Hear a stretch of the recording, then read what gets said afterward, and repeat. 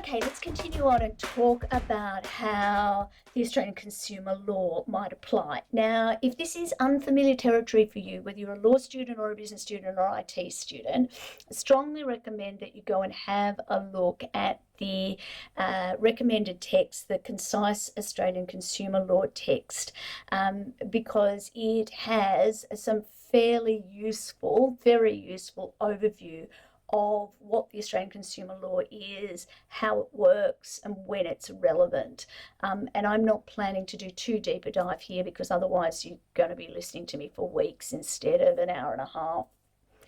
So basically the key reading here is the Mackey article, and I strongly recommend that you have a good look at that. And basically Mackey points out the ways in which the Australian consumer law might be a better approach than tort law when we're considering the liability of manufacturers, distributors, vendors of autonomous vehicles. So particularly if a connected autonomous vehicle, that's the language he uses, CAVs, connected autonomous vehicles, if there's an allegation that a CAV hasn't performed in a manner that's been advertised or expected by its owner or user, or if they have a safety defect, then a claim for damages under the Australian consumer law might be considered in addition to or instead of redress under other legal remedies like torts or negligence specifically is what we've been talking about. There's a variety of claims under the ACL that could be possible. So for personal injury, loss or damage to other goods, to loss or damage to buildings, to fixtures or land. And the threshold requirements for these claims may well be less demanding than the claims that are brought in negligence, where the level of proof and the onus of proof is quite high.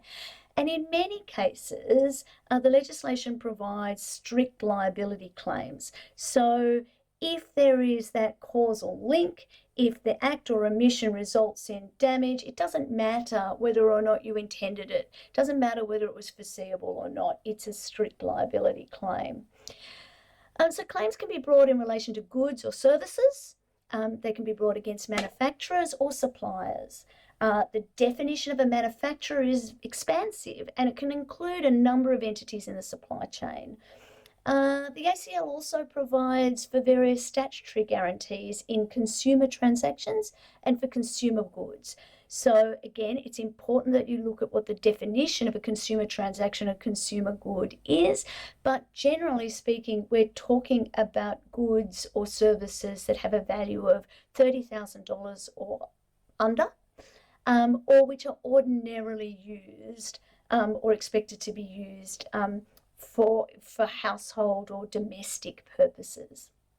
It's a little bit more complex than that, but I'm warning you, look at the definition if you need to, but just be aware, the real learning point here is you need to be aware that the definitions will be important.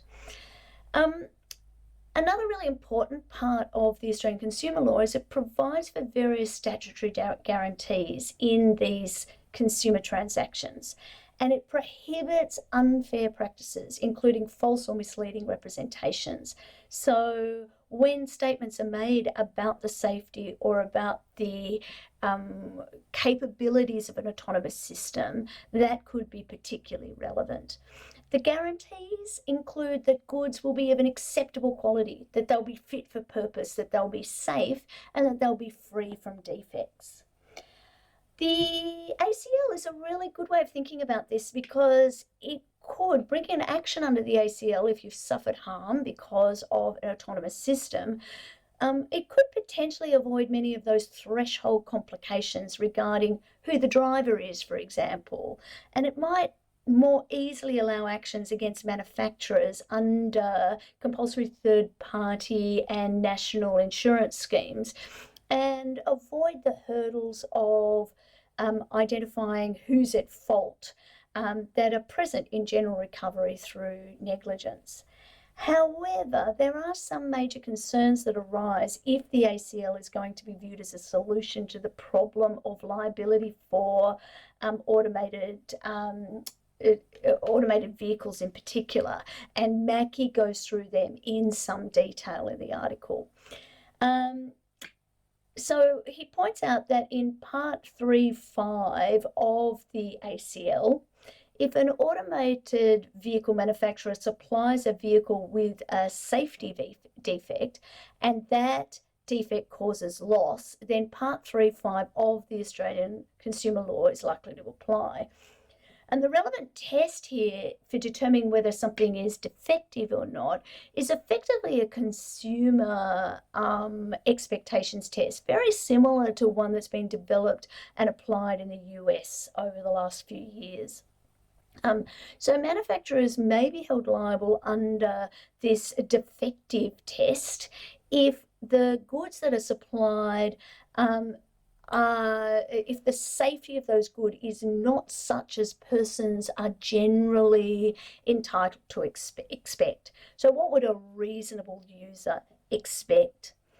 So this helps us as we're thinking about if you're in business, if you're advising or you're working as a manufacturer in the design or the development or in providing marketing even, you've got to think about what the potential defects will be and what kind of redress might be available and what is reasonable for you to do in order to avoid that, or if it's a strict liability offence, to ensure that it doesn't happen effectively.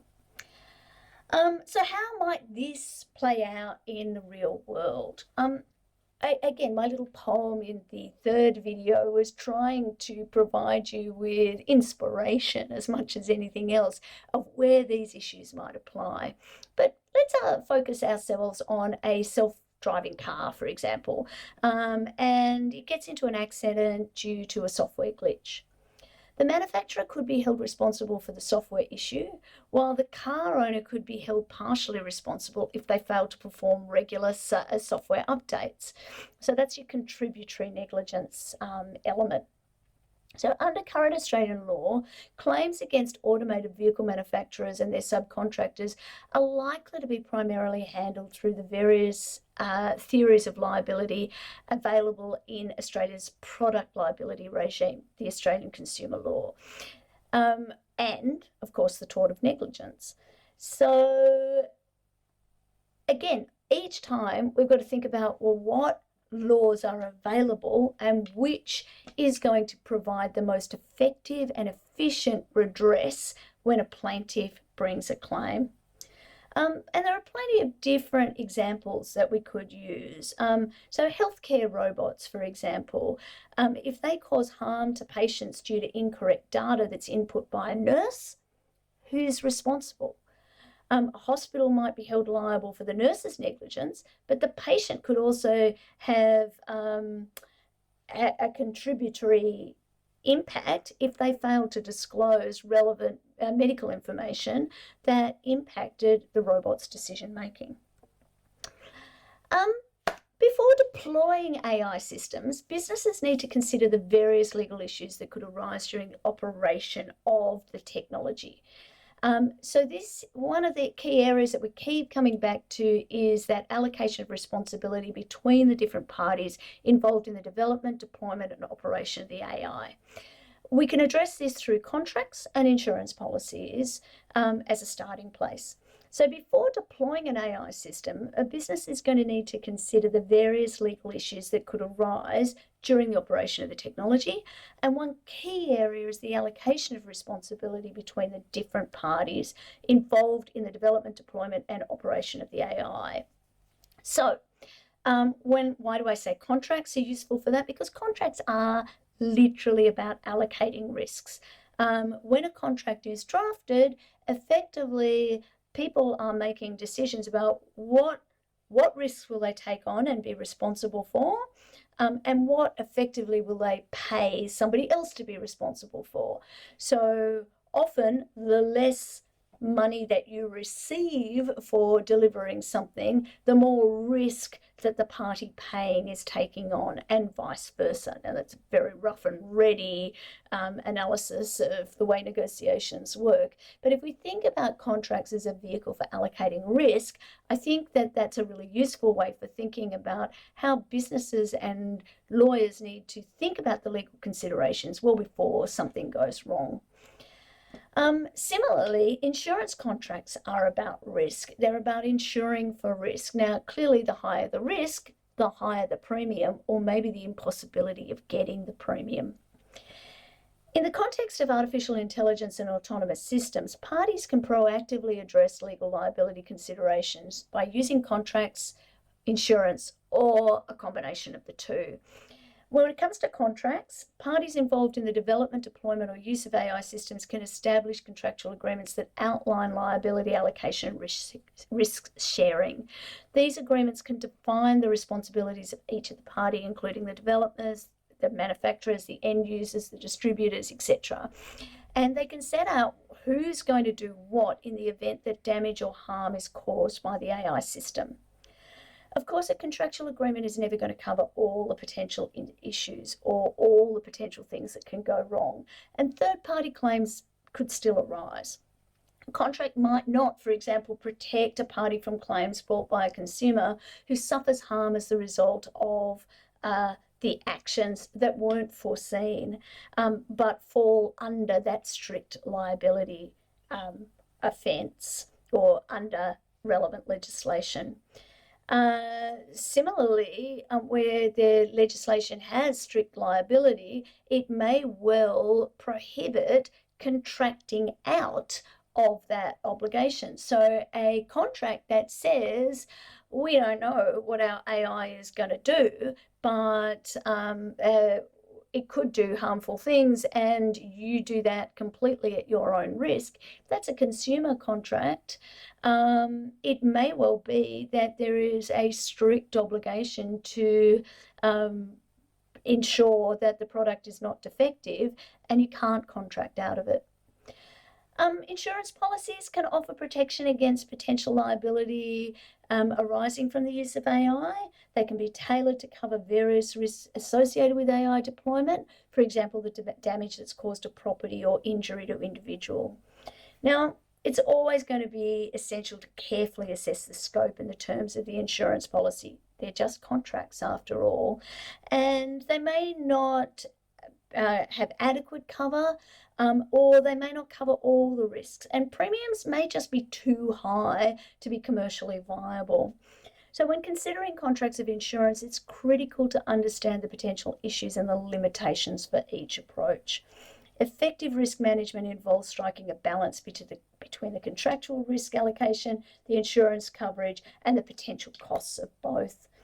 In the context of AI and autonomous systems, a comprehensive strategy that combines well-drafted contracts and a suitable insurance policy is likely to help a party mitigate legal liability risks and ensure a smoother deployment and operation of the technology. But these are all new areas, so who knows? So in the next and final video, I want to talk about balancing innovation and liability on autonomous systems. I think this is going to be a really important thing for us to consider, and I will see you there.